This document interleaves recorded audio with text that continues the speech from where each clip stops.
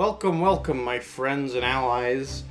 This is a day in which Octopath Traveler and Super Smash Bros. Will be discussed. Part 1, Intro/Viability. I think this is a really cool idea and a surprisingly viable possibility, given the success of Octopath Traveler and also its relevance. I don't think that Octopath Traveler would be included within the base game, but I could definitely see it as DLC down the line, sometime in 2019 maybe, or 2020.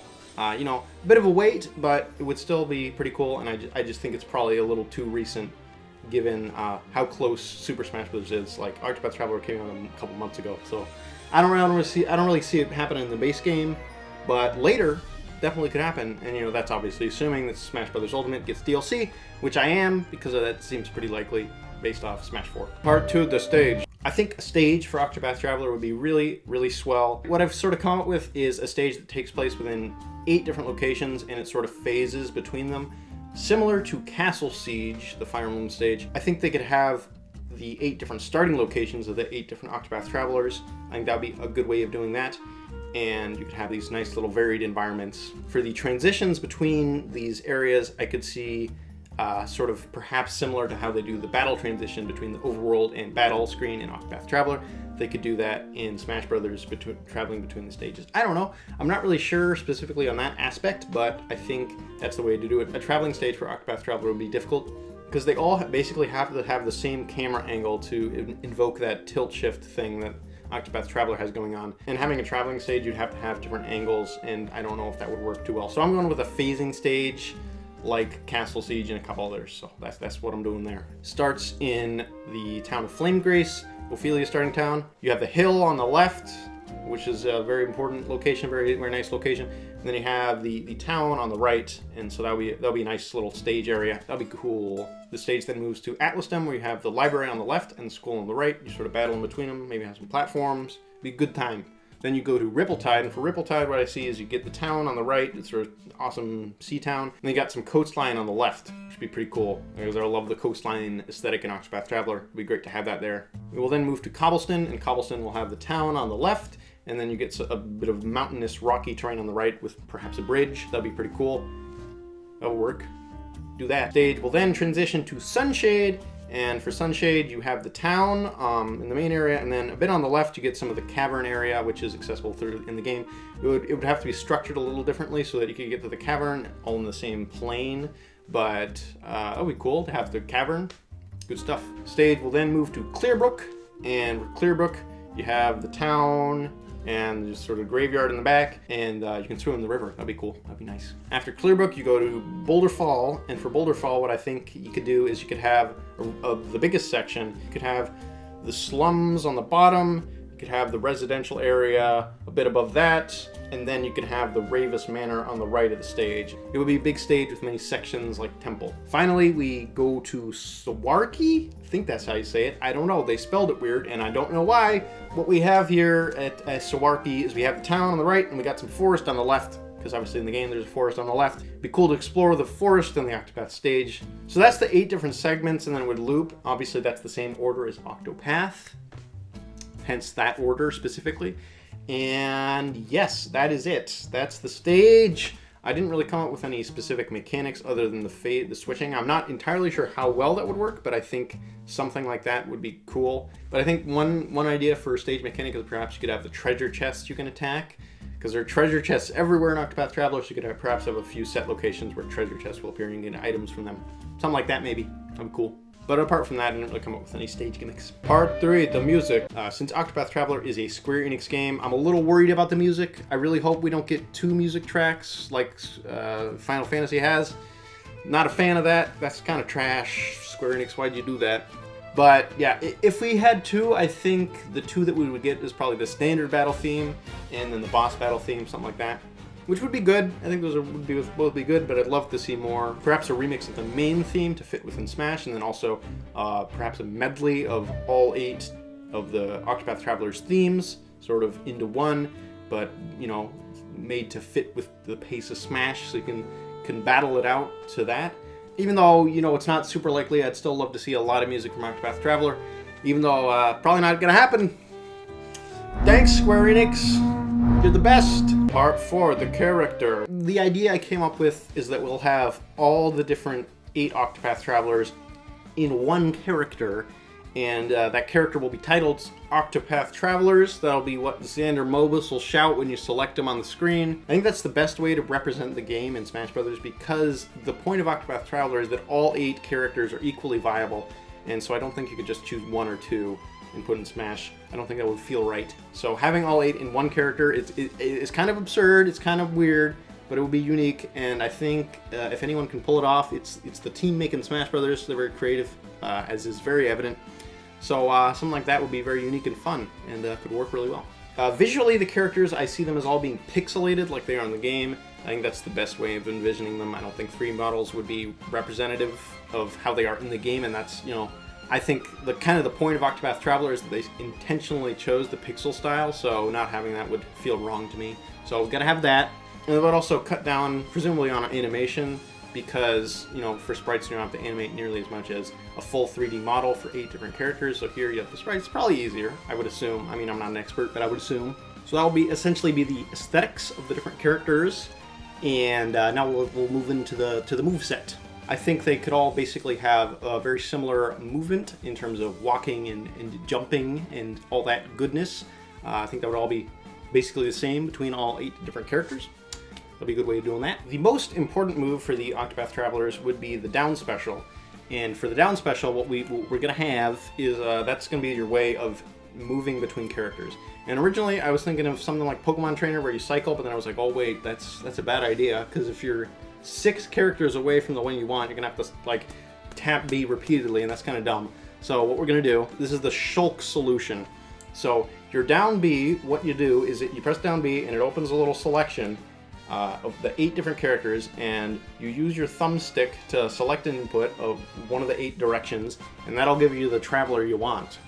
So I think that's a good solution to that, and that'll make it a lot simpler to switch between characters. So that's good. For the other attacks, I'll use a bit more general terms since I'm not particularly an expert on all this. So I think it'll be cohesive enough. I think you'll get the picture, and that's sort of the purpose of this video. So let's do that then.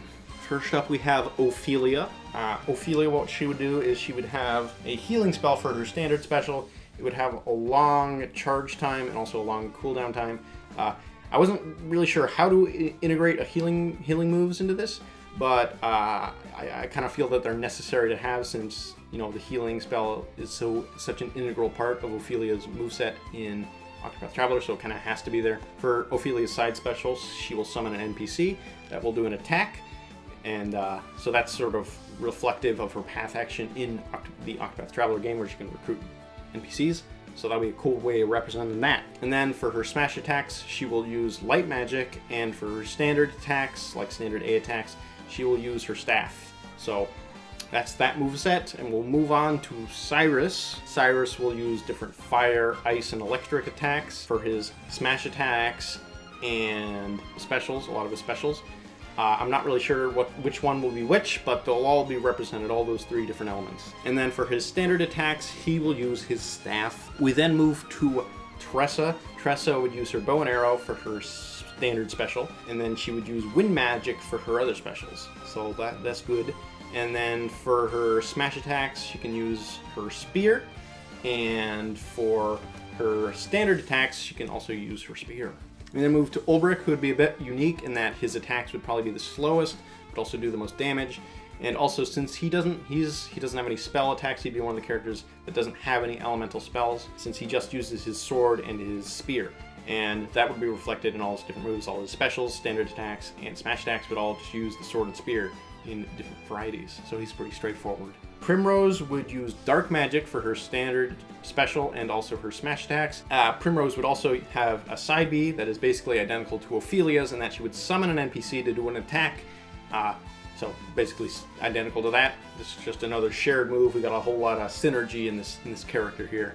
And Primrose would obviously use her knife for her standard attacks. Alfin, similar to Ophelia, would use a healing potion for his standard special. Again, long cooldown, long charge up. You sort of have to have a healing move because, you know, he's an apothecary, so had to put that in there. I don't know specifically how it would work, but there you go. Alphen would then use his axe for his standard attacks and also his smash attacks. Alphen's side special, though, would be like throwing a poison potion at people, and that would do damage since he can do that in the game. That's a thing unique to Alphen, and that'll be a cool thing to represent in Smash Bros. That'd be good. Therion, well, we got our good old thief friend. He would have his standard B would be his fire attack, and then basically the rest of his moves would be knife attacks and sword attacks. So sort of a combination of Primrose's moves and Ulbrich's moves. Last and possibly least, come in if thou darest. We have Honnet. Honnet would use her bow and arrow, similar to Tressa, for her standard special. And then we have, for her side special, she would summon Linde, and it would do an attack for her side B. So that'd be cool. Nice. Again, represent her summoning abilities from the game. And for the rest of her moves, she would use her axe, and it'll be very similar to Alphen. One move I haven't really mentioned thus far is the up special, and that's because it took me a while to figure out what I would do for the up special. And the idea I came up with is each character would use a winged soulstone, and that would give them a bit of height, it would give them a bit of lift, and it would also do like a bit of damage. But the exception here is Tressa, who has a more powerful variation of this attack, since in the game she's the only character who in her base job can use wind attacks. And so what she can do is she can get a bit more height, and she does a bit more damage and a bit more range in her variation of the up B. But other than that, everyone else has the same one, because I couldn't think of anything better. For the taunts, each character would sort of use their different battle dialogue, you know, all those classic lines from this video game. They'll be here, and each character will have their own ones. Good stuff there. Another idea I came up with is sort of a special feature of the Octopath Travelers, and that's sort of a BP system. You charge up BP similar to Cloud, but the exception here is that you can unleash it whether it's at 1, 2, 3, or 4, obviously to be most powerful at 4, but you can also do it at 1 or 2 or 3. This would only work for the standard B attack, because obviously in the game it works for any attack, but I don't know, to keep it from being overpowered or something, it'll just be tied to the standard B. I don't know, maybe something like that. For the alternate costumes, I foresee 2 different possibilities. One is that they just have different color variations, like there's one where all the Octopath Travelers are like red, one where they're like green, yellow. An idea that I think is cooler is if you had all 8 different job classes represented, so you could have all the different job costumes for all the different characters, and that'd be really cool. So you could have everyone be dressed up as a merchant, or a warrior, or a dancer, or an apothecary, or a thief, all that good stuff. You'd have to like make some small color change or something to the character who is representing that job class. So for example, if you chose a merchant, Tressa would get slightly different colors to differentiate her from the default skin, because otherwise they would just be identical, but then all the other characters will just be in their merchant outfits. So that's just an example, but something like that would be really cool, and that would give their alternate moves, give their alternate skins some good old flavor, which would be really nice to see. The final smash that I've envisioned for the Octopath Traveler is as such. You would basically press B next to a character, you know, similar to a lot of other characters like Link, the classic technique. And then the battle screen would transition from the Smash Brothers battle to the Octopath battle screen. So you'd have the characters that are being attacked on the left, and then the Octopath Travelers all on the right. And then the Octopath Travelers would, in quick succession, all unleash their divine skills upon the opposing forces and obliterate them. And that'd be pretty cool. And then it switches back to the Smash screen, and they go launch. It's cool. High five conclusion. Well, that there is basically that. That's all the different aspects of how Octopath Traveler could be represented in Super Smash Bros. Ultimate as DLC.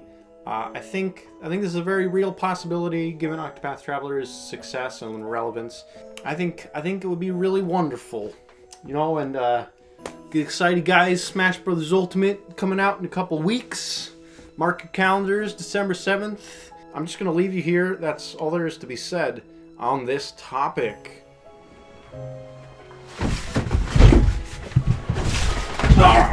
Ah!